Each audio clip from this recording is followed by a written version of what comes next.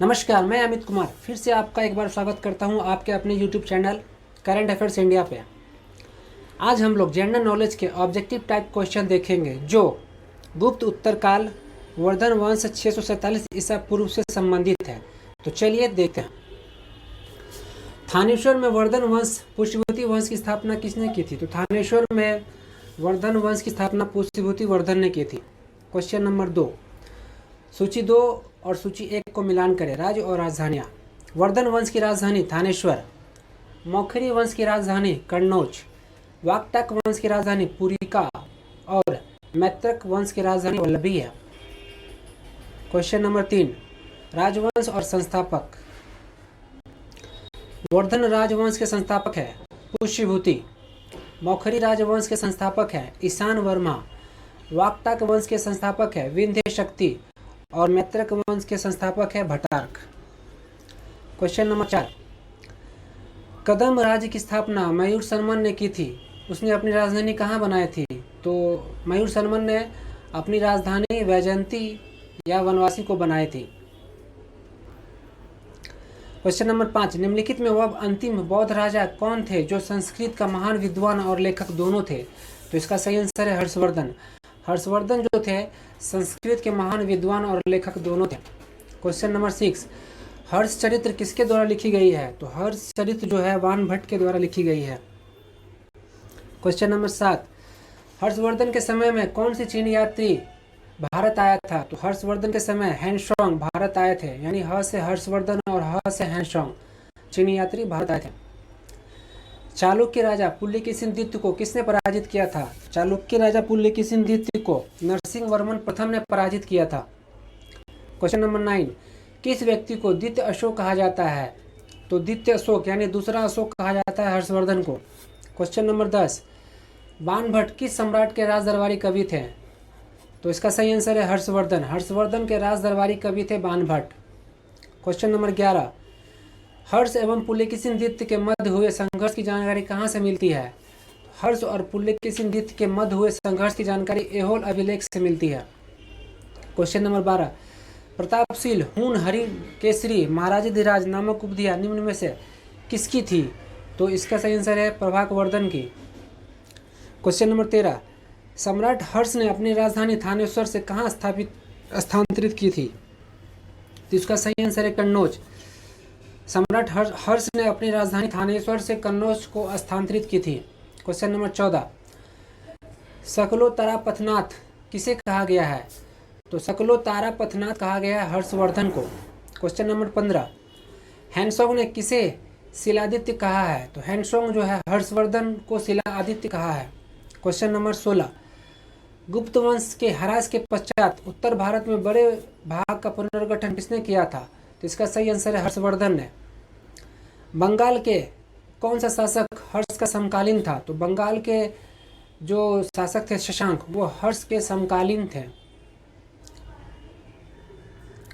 Question number 18, Chalukya शासक पुलकेशिन ने किस नदी किनारे हर्षवर्धन को पराजित किया था? तो चालुक्य शासक जो हर्षवर्धन को पराजित किया था पुलकेशिन ने, वो थे नर्मदा नदी के किनारे। क्वेश्चन नंबर 19, हर्ष के शासनकाल में उत्तर भारत का सबसे महत्वपूर्ण शहर कौन सा था? तो हर्ष के शासनकाल में उत्तर भारत का सबसे महत्वपूर्ण शहर था कन्नौज। क्वेश्चन नंबर 20, हर्ष की जीवनी किसने लिखी है? तो हर्ष की जीवनी लिखी है बाणभट्ट ने, जो हर्ष के राज दरबारी कवि थे। क्वेश्चन नंबर 21, हर्षवर्धन अपनी धार्मिक सभा कहाँ किया करता था? तो इसका सही आंसर है प्रयाग में। हर्षवर्धन अपनी धार्मिक सभा जो है प्रयाग में क्या करते थे? प्रयाग आज का नाम इलाहाबाद है, जिसे प्रयागराज कहा जाता है। क्वेश्चन नंबर 22, वर्धन वंश की राजधानी थानेश्वर किस प्रदेश में स्थित है? तो थानेश्वर जो है हरियाणा में स्थित है। क्वेश्चन नंबर 23, हर्षवर्धन की बहन राजश्री का विवाह किसके साथ हुआ था? तो हर्षवर्धन की बहन जो थी राजश्री, उसका विवाह मौखरी नरेश ग्रहवर्मा के साथ हुआ था। क्वेश्चन नंबर 24, हर्षवर्धन के अग्रज राज्यवर्धन की हत्या किसने की थी? तो इसका सही आंसर है गौड़ नरेश शशांक ने की थी। हर्षवर्धन के जो अग्रज थे राज्यवर्धन उसकी हत्या गौड़ शासक नरेश शशांक ने की थी। क्वेश्चन नंबर 25, हर्षवर्धन ने 606 ईसा पूर्व में हर्ष संवत की स्थापना किसके उपलक्ष्य में की थी? तो हर्षवर्धन ने 606 ईस्वी में हर्ष संवत की स्थापना अपने राज्यरोहण के उपलक्ष्य में की थी। क्वेश्चन नंबर 26, कौन वर्धन वंश की राजधानी थानेश्वर से कन्नौज ले गया? तो इसका सही आंसर है हर्षवर्धन। हर्षवर्धन ने अपनी राजधानी थानेश्वर से कन्नौज ले गया। क्वेश्चन नंबर 27, कन्नौज किस प्रदेश में स्थित है? तो कन्नौज जो है इसका सही आंसर है उत्तर प्रदेश। कन्नौज जो है उत्तर प्रदेश में स्थित है।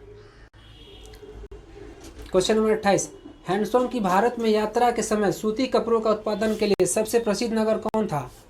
तो सबसे प्रसिद्ध नगर था सूती कपड़ों के उत्पादन के लिए वो थे मथुरा। क्वेश्चन नंबर 29, कवि बाण भट्ट निवासी थे कहाँ के? तो ये निवासी थे थानेश्वर के। क्वेश्चन नंबर 30, नागानंद की रचनाकार कौन थे? तो नागानंद की रचना की है हर्षवर्धन ने। क्वेश्चन नंबर 31, सम्राट हर्षवर्धन ने 2 महान धार्मिक सम्मेलनों का आयोजन किया था। सम्राट हर्षवर्धन ने 2 महान धार्मिक सम्मेलनों का आयोजन किया था। कहाँ पे किया था? यह कन्नौज और प्रयाग में किया था। क्वेश्चन नंबर 32, नागानंद, रत्नावली और प्रियदर्शिका नाटकों के रचनाकार कौन है? तो ये तीनों नाटकों के रचनाकार है हर्षवर्धन। हर्षवर्धन द्वारा लिखित है नागानंद, रत्नावली और प्रियदर्शिका। क्वेश्चन नंबर 33, गुर्जरों के किस शासक ने पराजित किया? हर्षवर्धन ने। गुर्जरों को जो थे हर्षवर्धन ने पराजित किया था। क्वेश्चन नंबर 34, आज भी भारत में हैंडसॉन्ग को याद करने का मुख्य कारण क्या है? तो इसका सही कारण है सियुकी की रचना। क्वेश्चन नंबर 35, हर्षवर्धन की विजयी जीवन में एकमात्र पराजय देने वाला पुलकेशिन द्वितीय कहाँ का शासक था? तो ये वातापी के शासक थे। इसका सही आंसर ए वातापी है, जिन्होंने हर्षवर्धन के विजय जीवन में एकमात्र पराजय यानी हराया था पुलकेशिन द्वितीय ने। हर्षवर्धन को पुलकेशिन द्वितीय ने हराया था। हर्षवर्धन ने अपनी पुत्री का विवाह वल्लभी नरेश से किया था, जो उसकी एक बड़ी कूटनीतिक उपलब्धि थी। वल्लभी नरेश का नाम क्या था? तो वल्लभी नरेश का नाम था धुर्वासेन द्वितीय। क्वेश्चन नंबर 37, 641 ईसा पूर्व में किसने चीन के राजा ताई सुंग के पास एक राजदूत भेजा था? इसका सही आंसर है हर्षवर्धन। हर्षवर्धन ने 641 ईसा पूर्व में चीन के राजा ताई सुंग के पास एक राजदूत अपना भेजा था। क्वेश्चन नंबर 38, हर्षवर्धन के भारतीय मिशन के जवाब में चीनी सम्राट ताई तुसुंग ने 3 चीनी मिशन हर्षवर्धन के दरबार में भेजे, जिसमें से एक मिशन हर्षवर्धन को मरणोपरांत पहुंचा। अंतिम मिशन में शामिल उस चीनी राजदूत का क्या नाम है जिसने हर्ष की मृत्यु के तुरंत बाद जो घटनाक्रम घटित हुआ उसका विस्तार से वर्णन किया है? तो वो थे वांग हवेन से। वांग हवेन तसे। क्वेश्चन नंबर 39, किस चीनी यात्री को वर्तमान शाक्य मुनि एवं यात्रियों में राजकुमार कहा जाता है? तो इसका सही आंसर है हैंसोंग को। हैंसोंग को चीनी यात्री वर्तमान में शाक्य मुनि यात्रियों में राजकुमार कहा जाता है। क्वेश्चन नंबर 40, हैंसोंग भारत में लगभग कितने साल रहा? हैंसोंग भारत में लगभग 14 साल रहे। क्वेश्चन नंबर 41, हैंसोंग के समनार्थ एवं महायान धर्म के प्रचारार्थ हर्षवर्धन ने कहाँ महासभा का आयोजन 643 ईसा पूर्व में करवाया? इसका सही आंसर है कन्नौज में। क्वेश्चन नंबर 42, कुंभ मेला को प्रारंभ करने का श्रेय किसे दिया जाता है? तो कुंभ मेला का प्रारंभ करने का श्रेय हर्षवर्धन को दिया जाता है। क्वेश्चन नंबर 43, नर्मदा नदी पर सम्राट हर्ष के दक्षिणावर्ती आगमन को रोका था पुलकेशिन द्वितीय ने। हर्ष को जो है रोका था पुलकेशिन द्वितीय ने। क्वेश्चन नंबर 44, निम्नलिखित में से किसने नालंदा विश्वविद्यालय को 100 ग्रामों को आय दान स्वरूप दिए? तो इसका सही आंसर है हर्षवर्धन है। हर्षवर्धन ने नालंदा विश्वविद्यालय को 100 ग्राम की आय दान स्वरूप में दे दी है। क्वेश्चन नंबर 45, सूची 1 सूची 2 रचना और रचनाकार। हर्षचरित्र कदामरी के रचनाकार है बाणभट्ट। बाणभट्ट द्वारा हर्षचरित्र और कदामरी लिखी गई है। नीति शतक, श्रृंगार शतक और भक्ति शतक ये तीनों का लिखा गया है भर्तृहरि के द्वारा। भर्तृहरि के द्वारा ये तीनों की रचना की गई है। नीति शतक, श्रृंगार शतक और भक्ति शतक। शतक जो भी है वो भर्तृहरि ने लिखी है। सूर्य शतक मयूर ने लिखी है और प्रियदर्शिका, रत्नावली और नागानंद के लेखक है हर्षवर्धन, यानी रचनाकार हर्षवर्धन है। क्वेश्चन नंबर 46, निम्नलिखित में से कौन हर्षवर्धन के दरबार में संबंध नहीं था? तो हर्षवर्धन के दरबार से संबंध नहीं था, वो था कालिदास, क्योंकि कालिदास थे चंद्रगुप्त द्वितीय के दरबार में। और बाणभट्ट, भर्तृहरि और मयूर ये तीनों थे हर्षवर्धन के दरबार में। क्वेश्चन नंबर 48, कौन सा सही सुमेलित नहीं है? तो उपयुक्त सभी, तीनों में से कोई भी सही सुमेलित नहीं है। आप इसे देख सकते हैं। कौन सही सुमेलित है?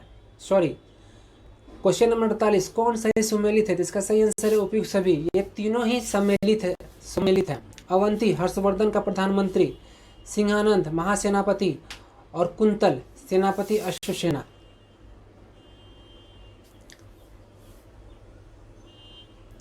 क्वेश्चन नंबर 49, किसका कथन है भारत के लोग गर्म मिजाज के हैं, उन्हें जल्दी गुस्सा आता है परंतु ईमानदार होते हैं, भारतीय स्वच्छता प्रेमी भी हैं? तो ये कथन है हैंडसॉन्ग का। हैंडसॉन्ग का कथन था कि भारत के लोग गर्म मिजाज के हैं, उन्हें जल्दी गुस्सा आता है, ईमानदार भी होते हैं और भारतीय स्वच्छ प्रेमी भी है, स्वच्छता भी रखती है, लेकिन ऐसा तो नहीं लगता। 50, अग्रहार का अर्थ था? इसका सही आंसर है ब्राह्मणों को दिया जाने वाला करमुक्त भूमि अनुदान। अग्रहार का अर्थ था कि ब्राह्मणों को जो दिया जाने वाला भूमि था वो करमुक्त था। 51, घटी यंत्र तुला यंत्र का प्रयोग होता था खेत की सिंचाई के लिए। घटी यंत्र और तुला यंत्र का प्रयोग होता था खेतों की सिंचाई के लिए। 52, दक्षिण भारत के संदर्भ में एरिपति का अर्थ क्या था? तो दक्षिण भारत के संदर्भ में एरिपति का अर्थ था जलाशय की भूमि। इसका सही आंसर है ए, जलाशय की भूमि। क्वेश्चन नंबर 53, हर्ष के काल में भूराजस्व की सीमा क्या थी? तो हर्ष के काल में भूराजस्व की सीमा थी 1/6 से लेकर 1/10 तक। क्वेश्चन नंबर 54, मौखरी शासकों की राजधानी थी? मौखरी शासकों की राजधानी कन्नौज थी। इसका सही आंसर बी, कन्नौज हो गया। सीयू की नामक यात्रा विवरण निम्नलिखित में से किससे जुड़ा है? तो सीयू की नामक यात्रा का विवरण जो है वैन त्सांग से जुड़ा हुआ है। तो फ्रेंड, अगर ये वीडियो आपको हमारी अच्छी लगी तो प्लीज़ लाइक, शेयर और सब्सक्राइब जरूर करें और हमारी वीडियो को निरंतर देखें ताकि आपको इन सारी प्रश्नों को जानकारी आपको हो और आप इसे याद रख सकें, जो आपकी होने वाली परीक्षाओं में पूछे जाते हैं। तो हमारी वीडियो को आप निरंतर देखिए। मिलते हैं नेक्स्ट वीडियो में। Thank you.